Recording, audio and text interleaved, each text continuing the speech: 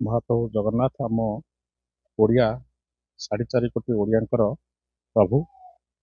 ତ ପରିକ୍ରମା ପ୍ରକଳ୍ପ ପାଇଁ ଆମେ ପ୍ରତି ଗାଁ ପ୍ରତି ପଞ୍ଚାୟତରେ ବୁଲି ବୁଲି ଜଗନ୍ନାଥଙ୍କ ପରିକ୍ରମା ପ୍ରକଳ୍ପର ସମସ୍ତ ଉଦାହରଣ ଲୋକଙ୍କ ପାଖକୁ ନେଉଛୁ ଓ ଲୋକ ସମସ୍ତ ଘର ବାହାରେ ଆସି ମହାପ୍ରଭୁଙ୍କ ରଥକୁ ପୂଜା କରୁଛନ୍ତି, ଚାଉଳ ଗୁଆ ପ୍ରଦାନ କରୁଛନ୍ତି।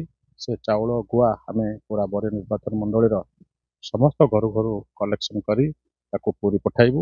ଓ ଦ୍ୱିତୀୟ କଥା, ଯେ ମହାପ୍ରଭୁ ଜଗନ୍ନାଥଙ୍କ ଯେ ଆପଣମାନେ ଥିଲେ ଆଜି ଦେଖୁଥିବେ, ପ୍ରତି ଘର ବାହାରେ ମା ମାନେ, ମାଉସୀ ମାନେ, ଭଉଣୀମାନେ ଛିଡ଼ା ହେଇ ରଥକୁ ଅପେକ୍ଷା କରୁଥିଲେ, ରଥକୁ ନମନ କରୁଥିଲେ, ରଥକୁ ନମସ୍କାର କରୁଥିଲେ, ରଥକୁ ଚାଉଳ ଓ ଗୁଆ ପ୍ରଦାନ କରୁଥିଲେ।